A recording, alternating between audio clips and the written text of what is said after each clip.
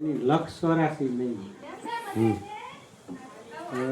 જે ભજન સત્સંગમાં ન હોય એના આ શબ્દ બોલા સાંભળા તો ભાઈ આત્મા ઓળખવો હોય તો હું એના માટે શું કરું?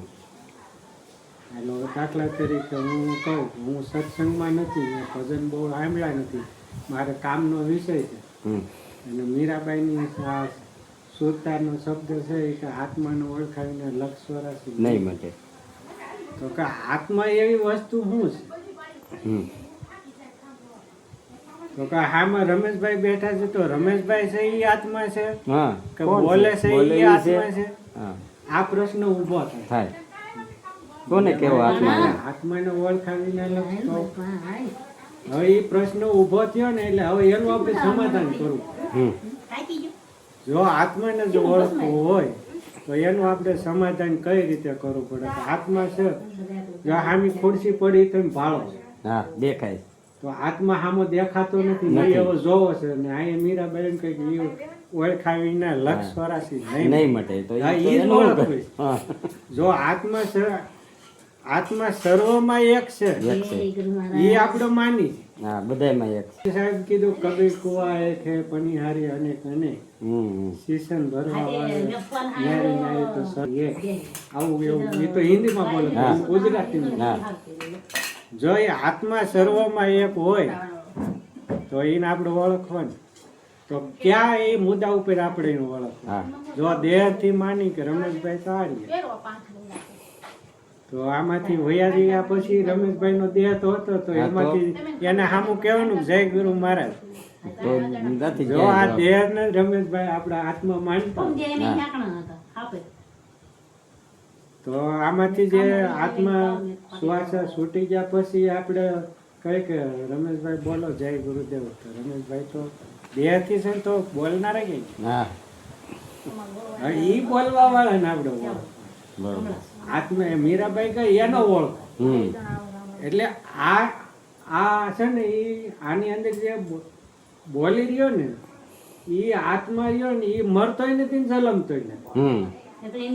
મરે શકું દેહ ને જલમ આપણે જલમી દેહ થી પાછા દેહ ને મરી ગયા એટલે દાટી દઈને બાળી દીધી. આ એનો વિષય.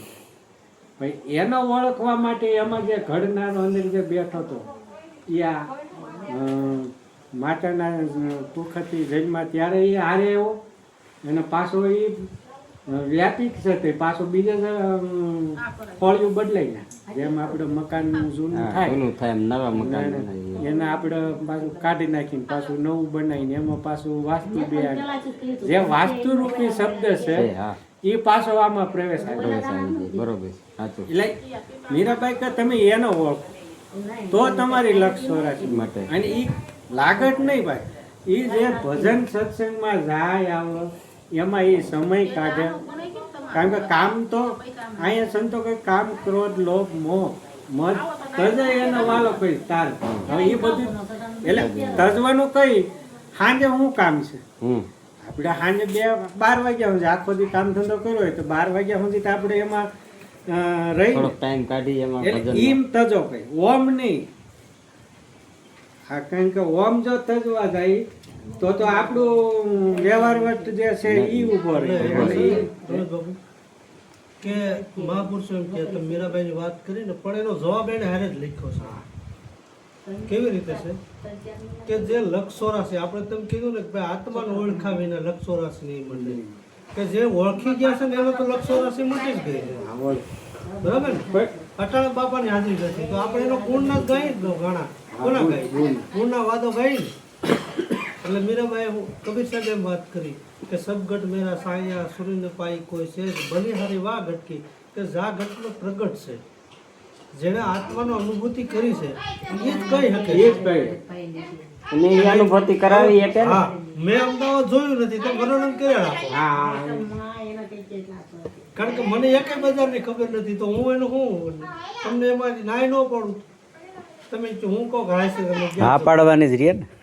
પણ હું એકવાર ની અનુભૂતિ કરી પછી તમારી વાત મને નક્કી થાય. રમેશભાઈ કહેતા હતી દરવાજો અહીંયા છે, આ બજાર અહીંયા છે, આનું ઘર અહીંયા છે, પણ કઈ પોતે પૂગે તઈ ન્યા એટલે કબીર સાહેબ ને કેવું પડ્યું કોણ ગતિ કોઈ શાંત સમજાવો કહું બ્રહ્મ કાં છે આવ્યા એવો પ્રશ્ન ઉભો થયો તો કે આ અવસ્થાથી કયો હવે એમ કહે છે કે દેહ નાશવત છે તો એક વાત એવી થાય છે કે મોક્ષ કોને જોઈએ છે તો ભક્તિ કોની હાટું કરી ભાઈ મોક્ષ હાટું તો આમાં કઈ વધતું જ નથી લેવાનો એક આ દેહ 5 તત્વનો છે તો 5 તત્વ મળી જાય છે આત્મા અનામી છે અખંડ છે અવિસળ છે એને જન્મ મરણ છે નહીં કાંઈ તો કાંઈ મોક્ષ લેવા વાળો કોઈ વાહ વધવો જ જોઈએ ને કોને જોઈએ છે મનને જોઈએ છે મોક્ષ મોક્ષ તો બીજાને કોને જોઈએ છે મનનું જે મનને સમાધાન મનને થયું, જે સદ્ગુરુના શરણે ગયો એની જે અવિધા મટી ગઈ એના મોક્ષ છે આપણે વિચાર હતો કે હાલો આપણે બાપાને રમેશભાઈને ને મળી જાય બાપાના આશ્રમે જાય એવો વિચાર આવ્યો ને મનને અહીંયા આવી ગયા એટલે મોક્ષ થઈ ગયો વિચારનો પણ સમાધાન થઈ એમ ગયું મન ઉપરની વાત કરો ને મન જ આપણે લઈ જાય હા મન જ લઈ જનારું એમ ગણો ને તો મન, મન જ છે. મન, પણ મન જ છે. મનને એવી આત્મરૂપી એને ઉપમા આપવી પડે. હા એને આપવી પડે એને આમાં. આપવી પડે. પણ કેમ કે મન- બાપુ મહાપુરુષો તો એમ કે મન એવો કોઈ મુદ્દો જ નથી આથી ઈ તો આત્મા એવો મુદ્દો નથી પણ બેઠા પણ અત્યારે વ્યાકરણ તો બેઠા છે ને એનું. હે? જરૂર તો છે ને હા. હે? જરૂર તો પડશે જ ને એમ હા જરૂર વગરનું શબ્દો કાંઈ થાય ઉપયોગ તો નહીં છે જ. સર એટલે એમાં શું છે કે આ જે આપણું પારબંધ રહ્યું ને ઈ એની હારે જોડેલું જોઈન્ટ છે. છે હા હા પણ પારબંધ ને ઈ મૂકી દે હા હું કામ મૂકી દે કે જ્યાં સુધી આમાં એને જે રસ ગુણ મળે છે ને હારા ત્યાં સુધી જ આ રહી હા આપણે પ્રવીણભાઈ એમ લાગે કે ફલાણા ભાઈ દવા પી ગયા હા પણ એ આપણે એ તો એનો દેહથી છૂટું પડવા હાટું થઈને એને કેમિકલનો ઉપયોગ હા, કર્યો ઉપયોગ કર્યો, દવા હા. હા બાકી એનું નિમિત્ત તો એ આ દેહથી છૂટું પડવા હાટું થઈને એનું ઈ નિમિત્ત ઉપયોગ કર્યો એને બોલે છે હું રમેશ બાબુ હા એ ભાઈ દવા પી લીધી હા. તો આપણે શું કઈક ભાઈ કરી હા હવે કૃષ્ણ કહે છે કે આત્મનિર્ભર થાય એવું જ નથી હા એવું જ નહીં એ તો હું કેવું પણ પણ છતાંય મૂળ બોલાય છે. એમ નહીં લાભુ એમ તો પણ લાભુ દાદા એનું કીધું પોતે પોતાને જાણે નહીં આત્મહત્યારો પોતે હા, પોતે લ્યો એને એમ કીધું પોતે પોતાને જાણતો નથી તે આત્મહત્યારો માણસ ઈ હત્યા કરે છે હાસી નથી ઈ જાણતો ઈ ઈ. હતી. હા જે તો નથી ઓલાને જાણતો ને ઉપમા ઈ. આપે છે વાની ઉપા આપે. ઘણી વખત એવું બને આપણે કઈક ભાઈ શું થયું ભાઈ વીસી કઈડો વીસી કરડે છે ડંખ મારે વિશે ડંખ મારે. હે? તો તે બટકું ન પડે. હા એમ પણ પણ ઘણા છતાંય કરડે. બોલાય છે ને કરડે. હે એટલે એવું ઘણું આમ સંતોની વાણીમાં તમે જોયું ને હા. તો આપણે બહુ મજા આવે ને જાણવાની મજા આવે. એટલે- પણ મૂળ આપણે ઈ ખાતાનો હંસ થાવું પડે એમાં એ થાવું પડવાનો પ્રશ્ન શું છે કે સીધે સીધું નથી મળતું હમ.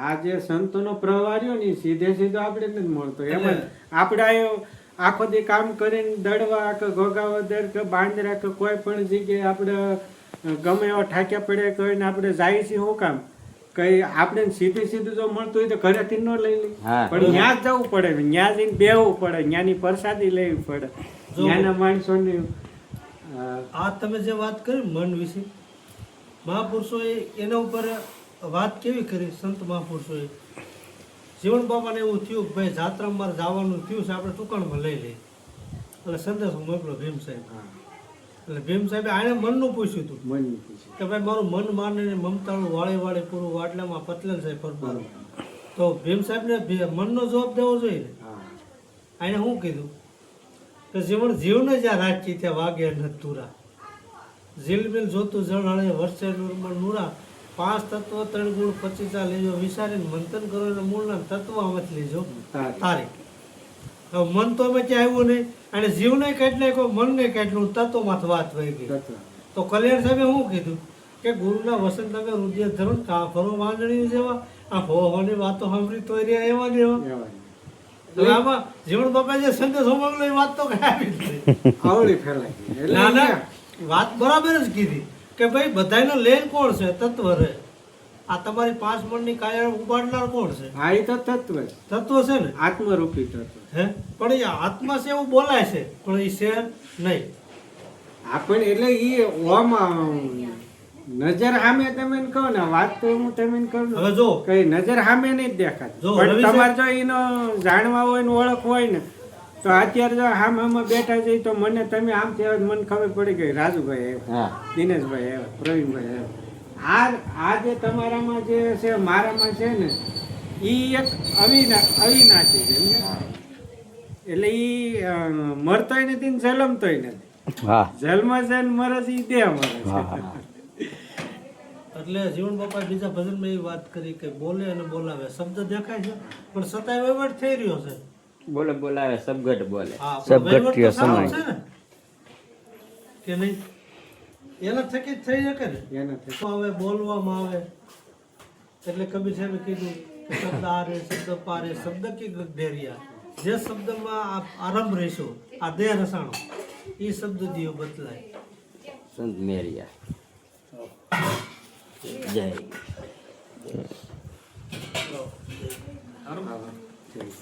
તો રોજ રજા લેવું અરે હવે અમારે જવું છે મોડા અને બપોરે મહેમાન